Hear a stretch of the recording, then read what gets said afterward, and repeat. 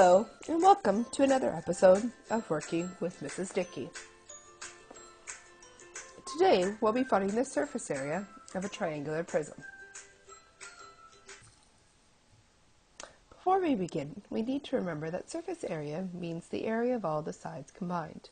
And as we know, within a triangular prism, there are two triangular ends, this one here and this one here, and three rectangular sides. This is often easier seen when looking at a net. However, we need to remember how to find the area of each of these two-dimensional shapes. So I'm hoping we remember that to find the area of a rectangle, we do length times width. And to find the area of a triangle, we do base times height divided by 2. And that's because, remember, if we divide a rectangle in half, we end up with two triangles, which is why the triangle formula is half that of the rectangle. So let's take a look at a net. This is what a triangular prism looks like when we fold it out. No matter what the triangular prism is, this end and this end are always going to match. If we assume that this is an equilateral triangle where this side equals this side, we can also know that this and this rectangle are going to be the same, and this rectangle in the middle is going to be different. And so what we can do when we're looking at creating a formula for surface area is we can actually find the surface area of the two triangles first. And so what we can do is we can use our formula. Base times height and divided by 2 gives us the area of one triangle, and then we double it to get the area of the second one. I'm hoping you're noticing that it doesn't really make a whole lot of sense to divide by 2 and then multiply by 2 because they're really undoing one another. So what we can actually do is delete these. And so our surface area formula can start with just doing base times height. Because of this concept, the first part of every surface area formula is going to be base times height, and that's going to give you the area of those two triangles. The next thing that we have to do is we have to find the volume or surface area of the base. And to do that, we take the base, because that's the width here, and times that by the length. And then the final thing we need to do is accommodate for these two red sides.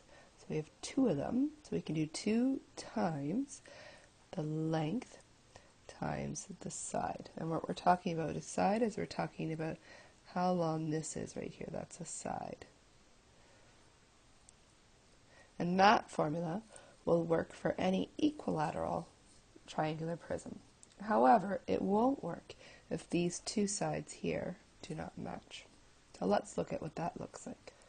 Okay, so here's our new net, and we're going to assume that this is side 1 and this is side 2, and they do not match. Our length is down here, and our base is here, and our height is going to be this measurement in the middle.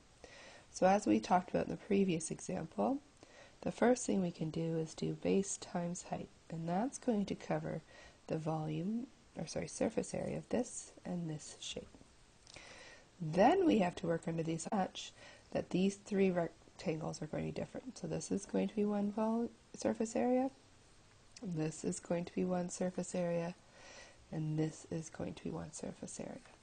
And so let's start with the green one. So the first one we're going to do is length, as everything here is going to be multiplied by length, and we're going to multiply it by side 2.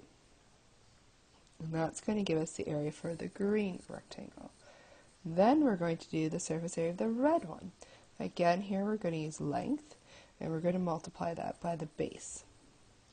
And then the final one, we're going to do the yellow one. We're going to take length and multiply that by side 1.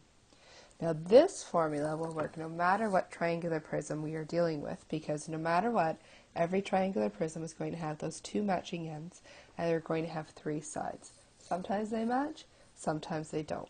So I highly recommend that you just use this formula, because you'll never go wrong. Whereas with this formula, you might have issues because if these sides don't match, this formula is going to lead you astray.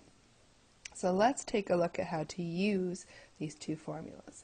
So let's look at this triangular prism. The first thing I'm going to check is I'm going to check the sides. And here they've only given us one side measurement. So we can make the assumption that if there's only one side measurement, that these are going to be the same.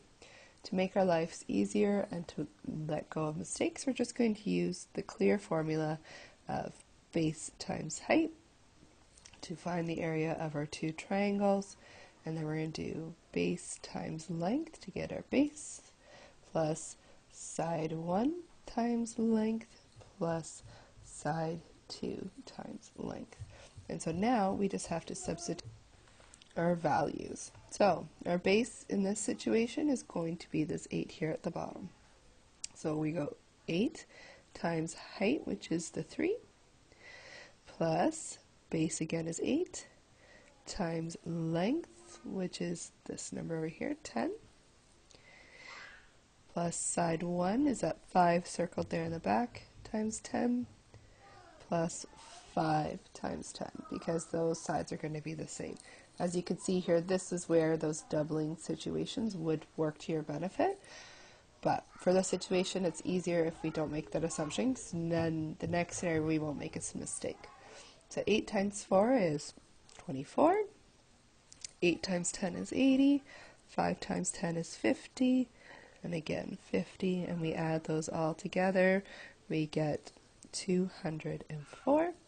And as we know up here, we're working in centimeters, so we keep centimeters down here. And although we are working with a three-dimensional shape, we are not finding the volume, the area it takes up. We are finding out the area of each side, which is only 2 dimensions, so it's centimeters squared. So that is how this one works for this situation. You could have, as I said, done 2 times side times length because the sides are the same. However, this is a safer option. So let's look at it one last time. And here's one where we have all different sides. So let's put our formula. Surface area equals base times height to find our triangles, plus base times length, which will find the area of the bottom, plus side 1 times length, plus side 2 times length. And now we're going to substitute in our values.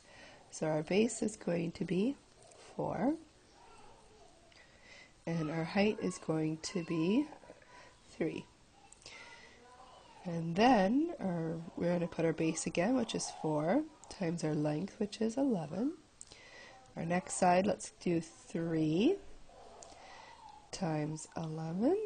And then do our last side, which is this 5 right here, times 11.